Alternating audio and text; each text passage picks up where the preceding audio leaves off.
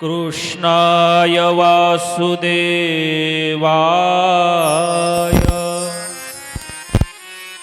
हरये परमात्मने प्रणतक्लेशनाशाय गोविन्दाय नमो नमः। सच्चिदानन्दरूपाय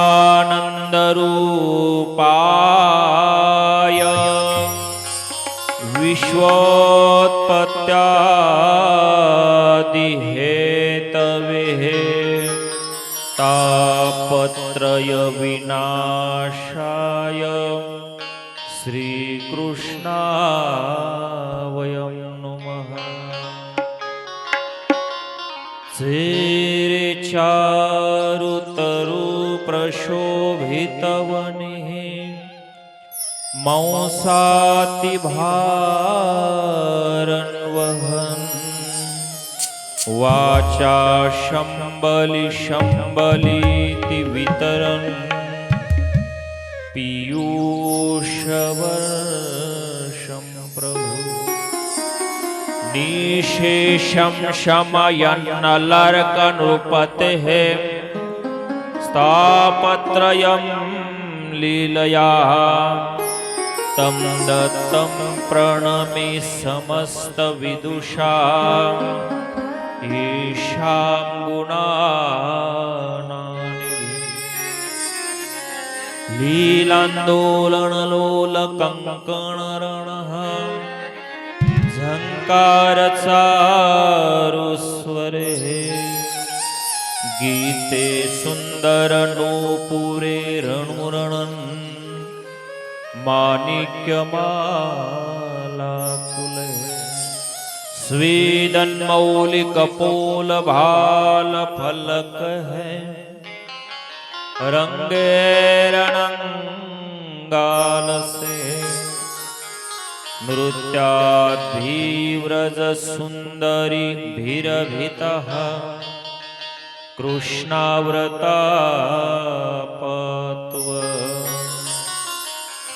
गोविंद गोविंद हरे मुरारी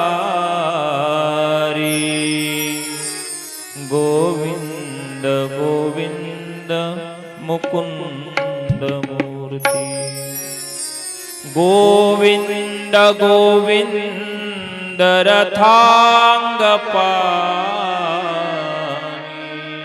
गोविंद दामोदर माधवेति गोविंद दामोदर माधवेति।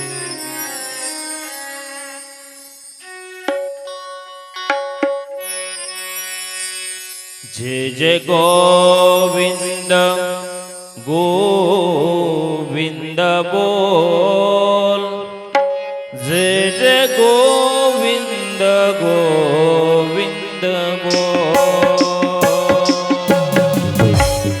गोविंद गोविंद बोल जय हो भजन करा टाळी जय वाजवा। जय गोविंद गोविंद बोल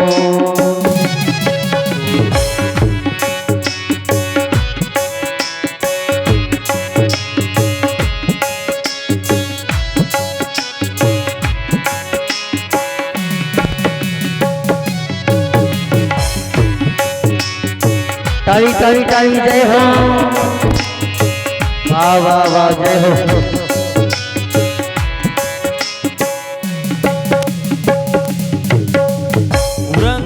वृंदावन में जय श्री कृष्ण बरसाने में जय श्री कृष्ण वृंदावन में जय श्री कृष्ण नंद गाँव में जय श्री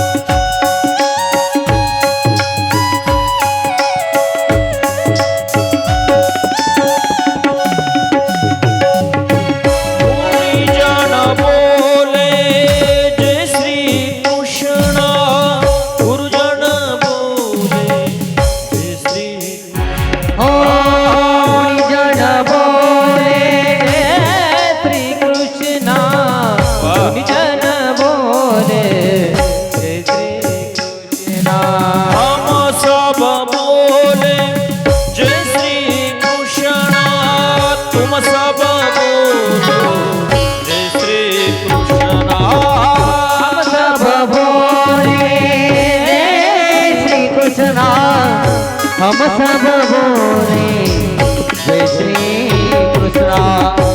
जय जय राधा रमण हरि बोल। जय जय राधा रमण हरि बोल। रमण हरि अरे हो टाळी वाजवा सगळ्यांनी भजन जय करा। जय राधा रमण हरि बोल जय हो।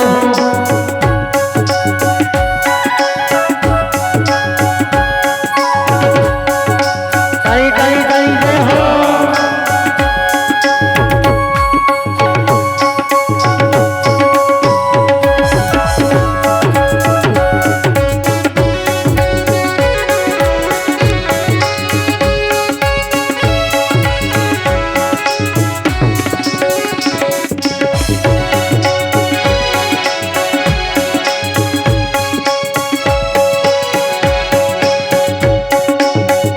जय जय गोविंद गोविंद बोल गोपाल गोविंद बोल। जय गोविंद गोविंद बोल। जय जय गोपाल गोपाल बोल। जय गोविंद गोविंद बोल जय जय गोपाल गोविंद बोल। जय जय गोविंद गोविंद बोल। जय जय गोपाल गोपाल बोल।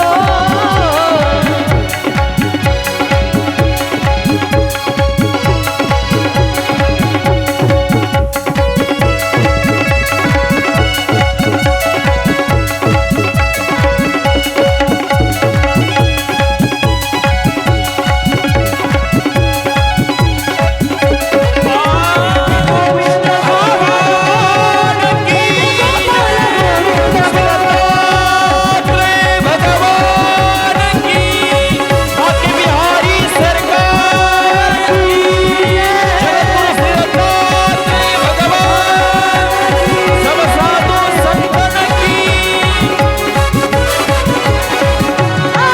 जय जय गोविंद गोविंद बोल जय जय गोपाल गोविंद बोल।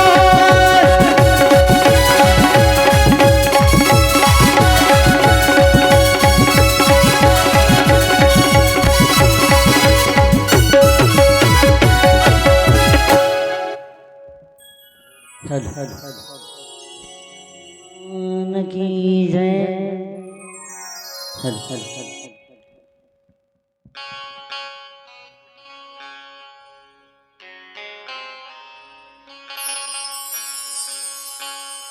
फुल्लथेन सुधा सुदीधिति लसत चांपेय छूते वने खेलत कोकिल कोकिला कुहु कुहु कल्लोल कोलाहले किंची चंचल चंचरीत चकुरः स्तत तांडवाडंबरे रेजे श्री कुछ कुंकुमंकित तनुः कृष्णात रासोत्सवे अतुल्य परमानंद आनंद घन भगवान द्वारकानाथाच्या असीम कृपेने संपन्न होत असणारी ही आपली श्रीमद कृष्ण कथा। आज आपल्या कृष्ण कथेचा कितवा दिवस आहे? आज्या हो कितवा दिवस आहे? आम्हाला नाही माहिती कितवा दिवस आहे? पाचवा। अरे काय सहावा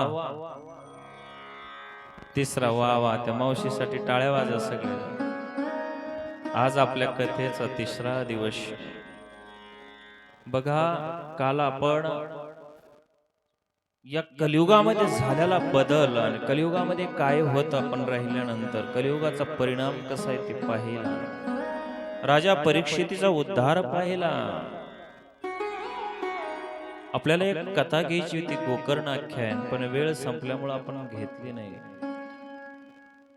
त्याचं मर्म मी तुम्हाला त्या कथेचं सांगणार आहे। जो एका कर्नाटक मध्ये तुंगभद्रा नदीच्या काठावरती एक गाव होता आणि त्याच्या गावामध्ये आत्मदेव नावाचा ब्राह्मण राहत होता। बऱ्याच दिवस झाले मुलगा नव्हता, दुःखी होता. शेतामध्ये जाऊन रडतो. रडत असताना एक संन्याशी भेटतो आणि संन्याशी भेटल्यानंतर, अरे बा विप्रा का रडतोस? रडण्याचं कारण काही कळेल का? त्यावेळेस त्या विप्राने त्या ब्राह्मणाने सांगितलं, महाराज सगळंच आहे घरी, धन आहे, बंगला आहे, संपत्ती आहे, सगळं आहे, पण मला संतती नाहीये. त्या संन्याशीने सांगितलं, चिंता करू नको. एक फळ दिलं आणि सांगितलं, फळ आपल्या पत्नीला दे. पण पत्नी अशी होती भांडकुदळ, सतत तिला कलह करायला आवडायचा. तिचं नाव धुंदुली. खूप मोठी आख्यायिका आहे, पण त्याला थोडं स्पर्श करतो. तो सांगायचा, महाराज अहो मला संतती नाही ना, ज्या घरामध्ये मुलगा नाही ना, त्या घराचा धिक्कार असो, त्या कुळाचा धिक्कार असो, त्या जीवनाचा धिक्कार आहे. काय करावं? मी जी गाय सांभाळतो ना, ती गायही वांज राहते. ज्या झाडाला पाणी घालतो ना, त्या झाडालाही फळ फुल येत नाही. पहा, त्या संन्याशाला वाईट वाटलं. एक फळ दिलं की आत्मदेवा तुला एक मुलगा होईल, फळ घे आणि आपल्या पत्नीला दे. फळ, अगं बघ ना धुंदुली, बघ प्रसन्न होता. तिला वाटलं काय झालं माहित नाही. अरे मला एका महाराजांनी फळ दिलंय, आपल्याला मुलगा होणार आहे खूप दिवसानंतर. तिने ते फळ घेतलं. शंका कुशंका करणारी धुंदुली मनामध्ये विचार करते, जर फळ खाल्लं तर गर्भ मोठा होईल, गर्भ मोठा झाला तर मला चालता येणार नाही, आणि जर शुकाप्रमाणे हा गर्भामध्ये आडवा झाला आणि लय दिवस आला बाहेर निघला नाही तर अवघड होईल, मला खाता येणार नाही, मला पिता येणार नाही. एक ना एक शंका. मी नाही, भागवत सांगते. परत म्हटली, जर चोर आले तर मला पळता येणार नाही, गर्भयातनेचे खूप दुःख असतात असं म्हणे. एक एक विचार करायला लागली. आणि पुढे जाऊन म्हणते, माझी नणंद आली तर सगळं घेऊन जाईल घरातलं. हे धुंदुली. आणि मग तिची बहीण भेटण्यासाठी येते. पहा, ती काय म्हणते, अगं ताई मला एक संन्याशाने फळ दिलंय, पण मला फार भीती वाटते. ती म्हणली, चिंता करू नकोस, मला आता 8 महिने पूर्ण झालेत, माझं जे बाळ होईल ना मी तुला देईल, तू चिंता करू नकोस. काय म्हणते, तू फक्त आता गर्भधारणेचं सोंग करून घरामध्ये राहा, माझं बाळ झालं ना मी तुला देईल. तिला बरं वाटलं, कारण तिच्या घरी खायला नव्हतं. कोणाच्या? बहिणीच्या घरी खायला नव्हतं आणि हिच्या घरी खायला नव्हतं. एकच शब्द आहे, तिच्या घरी खायला नव्हतं आणि हिच्या घरी खायला नव्हतं. लक्षात आलं का? म्हणजे तिच्याकडे इतके डझन भर होते की खायलाच नव्हतं. बहिणीच्या घरी 1 डझन पोरं होते आणि हिच्या घरी खायला नव्हतं, म्हणजे मुलबाळच होत नव्हतं. लक्षात आलं का? म्हणजे तिच्याकडे खाऊ आलायला नव्हतं म्हणून हिला देते म्हटली, आणि हिच्याकडे खायला नव्हतं कुणी, इतके धन होतं हिच्या की खायलाच कुणी नव्हतं. हिला वाटलं ठीक आहे, फळ घेतलं आणि गोट्यामध्ये फेकून दिलं. तिथे एक गाय होती, त्या गायीने ते फळ खाल्लं. दैवयोगाने त्या गायीने फळ खाल्ल्यानंतर त्या गायीला एक मुलगा होतो आणि इकडेही तिच्या बहिणीला मुलगा झाला. तो मुलगा आपल्या बहिणीला त्या धुंदुलीला देऊन टाकला आणि बहिणीला सांभाळण्यासाठी 1 महिनाभर तिथं राहिली, त्याला पाजण्यासाठी. आत्मदेवाला एवढा आनंद झाला, मला मुलगा झाला, इतका आनंद झाला, इतका खूप दिवसांनी मुलगा झाला होता. लक्षात घ्या. आणि दैवयोगाने त्या गाईलाही मुलगा झाला, आनंद वाटला. दोन्ही मुलं घरामध्ये आणलेले आहेत. पण त्या गाईच्या मुलाला लांब लचक कानं होते, लांब गाईसारखे कानं होते, म्हणून त्या बाळाचं नाव ठेवलं गोकर्ण. जास्त कथा मी लांब लचक सांगणार नाही, फक्त एक कळावी गोकर्ण आख्यान कशासाठी. लांब कान असल्यामुळं, कर्ण म्हणजे कान, गो म्हणजे गाय, गायीसारखे कान असल्यामुळे त्याला गोकर्ण म्हणतात. आणि धुंदुलीचा जो मुलगा होता बहिणीने दिलेला तो धुंदुलीचा असल्यामुळे त्याचं नाव धुंदुकारी ठेवण्यात आलं. आता दिवसामागून दिवस निघून गेले, मोठा झालेले दोघ बी. क्रियेत कालेन तो जातो. काळांतराने आता ते मोठे झाले आलेत आणि पुढे जाऊन गोकर्ण महाराज, गोकर्ण पंडितो ज्ञानी आणि धुंदुकारी महाखल. गोकर्ण ज्ञानी झालेला आहे, वेदाचा अभ्यास करायला लागला. आणि एक मुलगा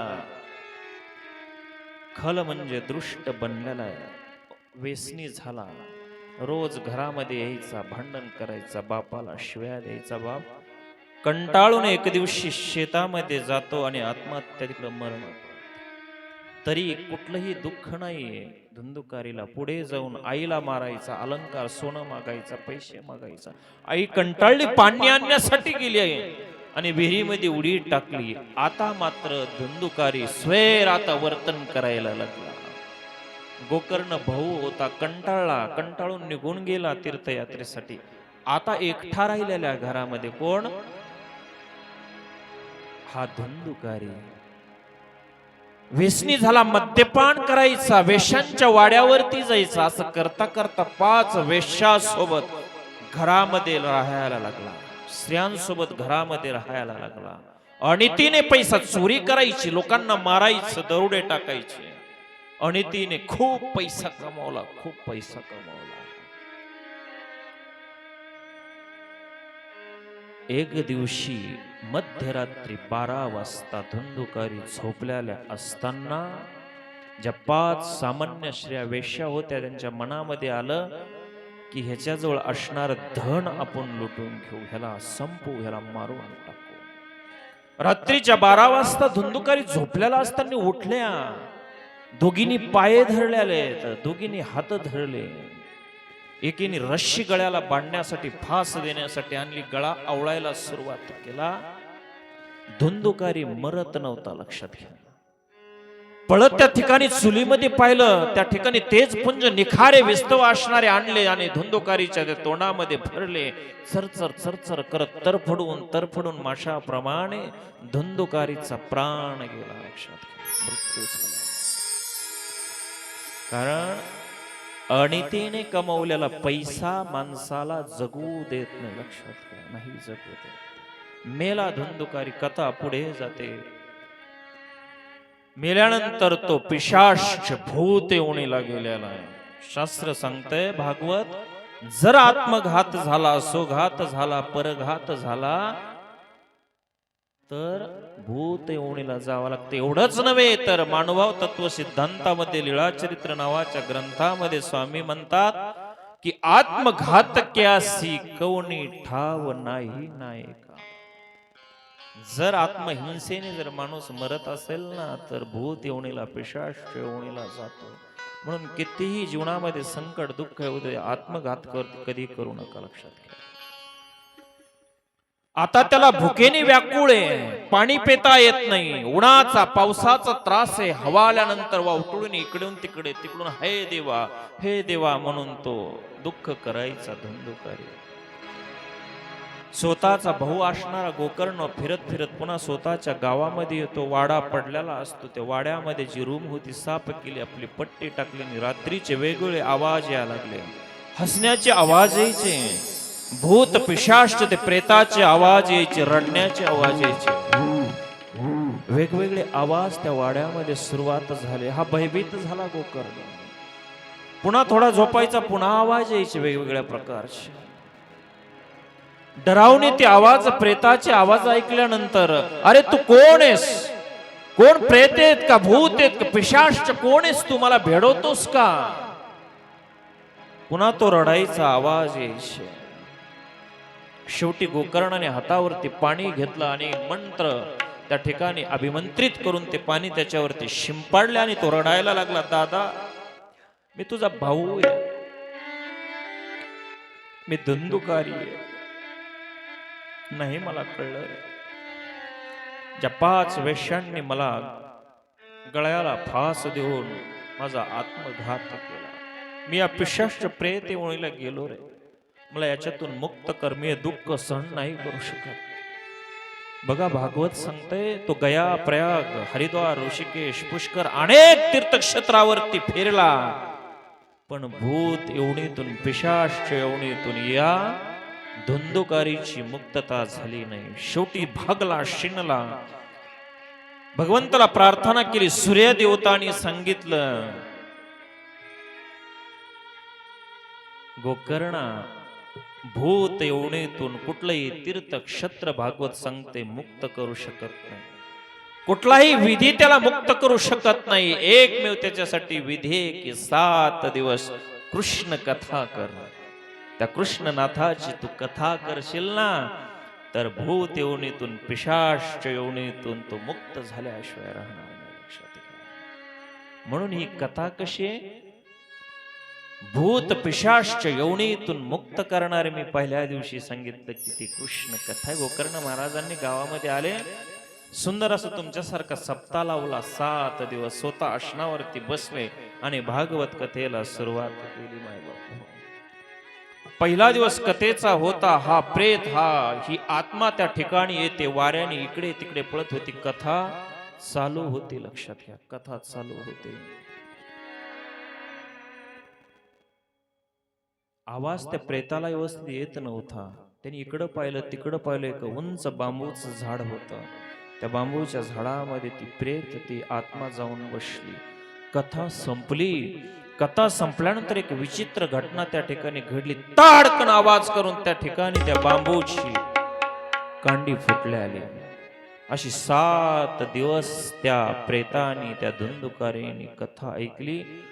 12 स्कंद त्या ठिकाणी 7 दिवस ऐकले आणि त्याची त्या भूत योनीतून, त्या प्रेत योनीतून मुक्त झाली. तो म्हणतो, धन्य आहे ती कृष्ण कथा, धन्य आहे तो सप्ताह. हात जोडलेले. लक्षात घ्या. म्हणून ही जी कृष्ण कथा आहे ना, ती मुक्ती करणारी. तेवढ्यामध्ये बघा, ऐकण्यासारखं आहे. मी हे का सांगितलं? देवांचे पार्षद मध्ये सेवक त्याला घेण्यासाठी आले. कोणाला? या धुंदुकारीला. गोकर्ण महाराजांनी प्रश्न केला. कथा माझ्यासारखे सांगत होते. कथा इथे सगळ्यांनीच ऐकली. मग असा फलभेद, कुत फलभेद हा श्रवणम सर्वेण. सगळ्यांनीच तर ही कथा ऐकली. मग या धुंदुकारीलाच का नेण्यासाठी आले? श्रवणम सर्वेण म्हणजे श्रवण तर सगळ्यांनीच केलं, पण मननम कुतः. ही कथा ऐकल्यानंतर जे काही कथेत झालं, याचं मनन घरी केल्यानंतर कोणी केलं? म्हणून एक चित्त लावून त्या बांबूमध्ये बसून त्या प्रेता आणि त्या धुंदुकारीने ती कथा ऐकली. त्याची मुक्ती झाली. कोण सांगतंय? जे देवाचे सेवक आहेत ते. म्हणून तुमची मुक्ती नाही. तुम्ही तर नुसती कथा ऐकली, पण आज कथेत काय झालं? पुन्हा मी चिंतन मनन केलंच नाही मनामध्ये, म्हणून तुमची मुक्ती नाही. म्हणून मला हे सांगायचं की नुसती कथा जर ऐकली ना, उपयोग नाही. की भागवत सांगते, भागवत उघडून पहा. म्हणून कितवा दिवस हे आम्हाला माहित नाही, मग मुक्ती कशी व्हायची? महाराजा, तूच तिकडं कथा कर, तूच सांग कितवा दिवस.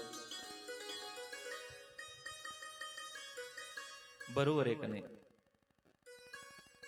म्हणून कथा ऐकल्यानंतर कथेमध्ये झालं काय, हे श्रवण करणं, चिंतन करणं, मनन करणं खूप गरजेचं आहे. म्हणून 7 दिवसच इथं कथा गोकर्णाने सांगितली. म्हणून 7 दिवस सप्ताह असतो. लक्षात घ्या. जसं राजा परीक्षितीने 7 दिवस, 7 दिवसात उद्धार झाला, गोकर्णानेही 7 दिवस, 7 दिवसामध्ये त्याचा उद्धार झाला. म्हणून तुम्ही काही करा, जर कोणाचा ऍक्सिडेंट झाला असेल, कुणी फाशी घेतली असेल, कुणी जळून मेला असेल, कुठलाही विधी करा, भूत योनीतून त्याची मुक्तता होत नाही. जर करायची असेल तर त्याला कृष्ण कथाच लावा. त्यांची उतरती पूर्व जाते, त्यांची उतरती पूर्व जाते. हो त्यांचे उतरती पूर्व जाते. हो त्यांचे उतरती पूर्व जाते. ती करीती स्नान आता भागीरथी, स्नान जय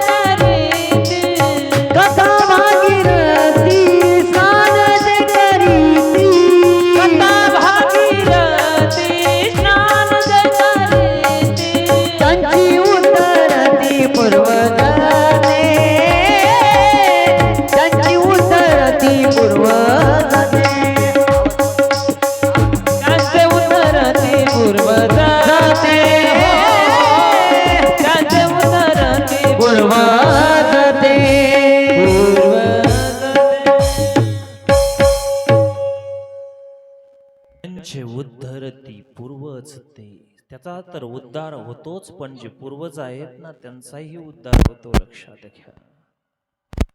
आणि एवढंच नाही तर स्मृतिस्थळ नावाचा ग्रंथ सांगतो, गीता भागवते जे कोमळ असती ते सदृढ होती, लक्षात घ्या. धर्मासाठी कसे होतात? ही कथा ऐकल्यानंतर, भगवद्गीता ऐकल्यानंतर काय होतात? दृढ होतात. म्हणून ही कथा ऐकली पाहिजे. कारण स्वतः भगवान गोपाल कृष्ण सांगतात की आदेशतेच य इमं धर्म्यं संवाद मावयो ज्ञान यज्ञान तेनाह इष्टस्य येती मे मतीहि. अर्जुना, माझा आणि तुझा हा धर्मरूपी संवाद जर कोणी ऐकेल, माझी लीळा कोणी ऐकेल, तर प्रत्यक्षात भगवान आपल्या समोर असताना जे पूजा केल्यानंतर जे पुण्य लागतं, ही गीता सांगते. स्वतः भगवान गोपाल कृष्ण अर्जुनाला सांगतात की ते पुण्य आपल्याला लागत असतं, लक्षात घ्या. म्हणून नुसतं शब्दाने देव नाही कळला पाहिजे, नाही कळला पाहिजे, तो अनुभवाने कळला पाहिजे. एका गावामध्ये एक संन्यासी महात्मे होते. त्याचे स्मरण करायचे, झाडाखाली चिंतन करायचे, साधना करायची. एक दिवशी गावातले म्हातारे बाबा गेले, आम्हाला भागवत कथा सांगा म्हटले. काय भागवत कथा? ते बाबा म्हणले, जा, मी एवढ्या लोकांना उपदेश करण्याचं माझं काही बंद पडलं नाही योग्य बनवायचं. तुम्हाला जर ऐकायचं असलं तर बसा माझ्याजवळ, मी सांगतो. मोठ्या संख्येने मला सांगण्याची गरज नाही. त्यांनी हट्टच धरला, नाही आम्हाला कथा ऐकायची तर तुमच्याकडूनच ऐकायची. आणलं त्यांना वाजत गाजत, आसनावरती बसवलं. महाराजांनी एक प्रश्न विचारला, का हो, या जगामध्ये देव आहे का? मग आता मला सांगा, एवढं मोठं तुम्ही नियोजन केलं, सप्ताह ठेवला, तुम्ही नाही म्हणणार आहेत का? सगळे म्हणले, हो महाराज, देव आहे जगामध्ये. मग महाराज म्हटले, जगात देव निश्चिती झाली तर तुम्हाला कथा सांगण्याची गरज नाही. गेले महाराज निघून पुन्हा झाडाखाली शेतामध्ये. पुन्हा म्हातारे बाबा फार हुशार होते गावातले. ते म्हटले, हे पहा, आता उद्या महाराज आले, बाबा आले की ते विचारतील देव आहे का? सगळ्यांनी सांगायचं जगात देव नाही. पुन्हा ठरल्याप्रमाणे दुसऱ्या दिवशी बाबा आले. बाबांनी तोच प्रश्न विचारला, माऊल्यांनो, जगात देव आहे का?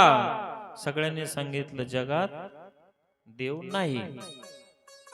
मग बाबा म्हटले, जगात देव नाही तर तुम्ही नास्तिक आहेत, आजही तुम्हाला कथा सांगण्याची गरज नाही. गेले निघून. पण म्हातारे बाबाले पक्के होते गावातले. ते म्हटले, आता तिसऱ्या दिवशी बाबा येते, ते विचारते देव आहे का? अर्ध्याने म्हणायचं देव आहे आणि अर्ध्याने म्हणायचं देव नाही. पुन्हा ठरल्याप्रमाणे तिसऱ्या दिवशी बाबा आले, का हो, जगात देव आहे का? अर्धे पंडाल मध्ये बसलेले म्हणले देव आहे, आणि अर्धे म्हटले नाही. म्हाताऱ्याला वाटलं आता काय करीन भागवतकार. पण भागवत कथाकार बोले हुशार असते. ते म्हटले, जे अर्धे म्हणतात ना देव आहे आणि अर्धे म्हणतात ना देव नाही, जे नाही म्हणतात त्यांना जे आहे म्हणतात ते समजून सांगा. त्या दिवशी प्रश्न मिटला, निघून गेले बाबा. काही गरज नाही म्हणले कथा करण्याची. मग शेवटी म्हातारे बाबा म्हटले, आम्हाला महाराज, आम्हाला काही कळत नाही हो, आम्हाला थोडं समजावून सांगा. मग बाबा सांगतात की आम्हाला फक्त देव आहे माहिती आहे, अनुभव कुठे?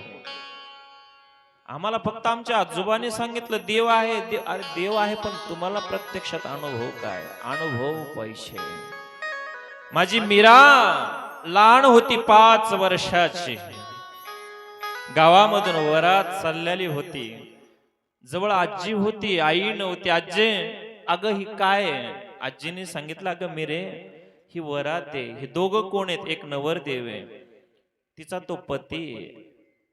तिने आजीला विचारलं, मग माझा पती कुठे?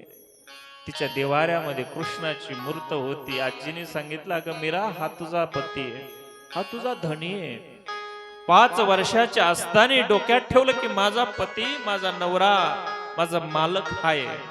या देवाऱ्यामधल्या पितळाची मूर्ती असणार. आयुष्यभर गाठ बांधून घेतली.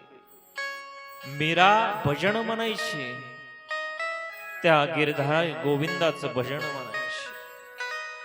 आता भोजराजासोबत मोठी झाली, लग्न झालं, पती सरला. तिला वेळ फक्त ते कृष्णनाथाचं, त्या भगवंताचं भजन करायची. शेवटी तिचा जो देर होता, जो सासरा होता, राणा, आपण तर राजपूत कुळामध्ये जन्मालेलो, तर ही मीरा रस्त्यावरती भजन म्हणते त्या कृष्णाचे.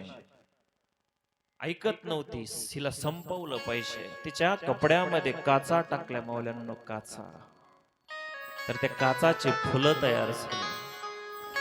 तशी ऐका ना मीरा, शेवटी तिला मारण्यासाठी एक विषारी सर्प पेठाऱ्यामधून भेट म्हणून पाठवला. तिने ते झाकण उघडल्याबरोबर त्याची माळा हार तयार झाला. तशी आता ऐकत नाही मीरा, काय करावं. एक दिवशी गिलासामध्ये हलाल प्रकारचं विष त्या मिरेला पाजण्यासाठी दिलं. लक्षात घ्या,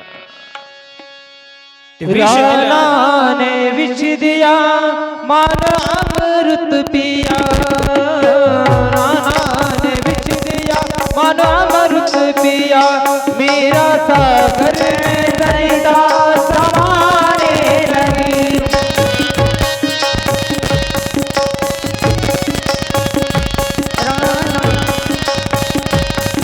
समाने लगी, राणा ने विष दिया मानो अमृत पिया, मेरा सागर को सरिता समाने लगी। दुख लाखों सहे मुख से गोविंद कहे, मेरा गोविंद गोपाल गाने लगी। ऐसी लगी लगन मेरा हो गई मगन, ऐसी लगी लगन मेरा हो गई मगन। ओ तो गली गली हरी गुण गाने लगी, लगी लगन मेरा हो गई मगन। ऐका ऐका, ज्यावेळेस या मिरेला अनेक प्रकारचं या राजाने, या सांगाने ज्यावेळेस दुःख दिलं ना, पण मुखामध्ये फक्त त्या गोविंदाचं नाव होतं. लक्षात घ्या, ज्यावेळेस त्या ग्लासामध्ये विष दिला ना, तर अमृत तयार झालेलं आहे. अमृत ज्याप्रमाणे एखादी नदी समुद्राला जाऊन मिळते ना, सरिता म्हणजे नदी समुद्राला जाऊन मिळते ना, तर तशी ती मीरा त्या भगवंताच्या मूर्तीमध्ये विलीन झालेली. हा अनुभव महत्वाचा आहे जीवनामध्ये. नुसतं शब्दाने देव नाही कळला पाहिजे. हो, जीवनामध्ये जगत असताना संसारामध्ये आवाज दिल्यानंतर तो देव आला पाहिजे. हा अनुभव जीवनातला महत्वाचा आहे. दुख लाखों सहे मुख से गोविंद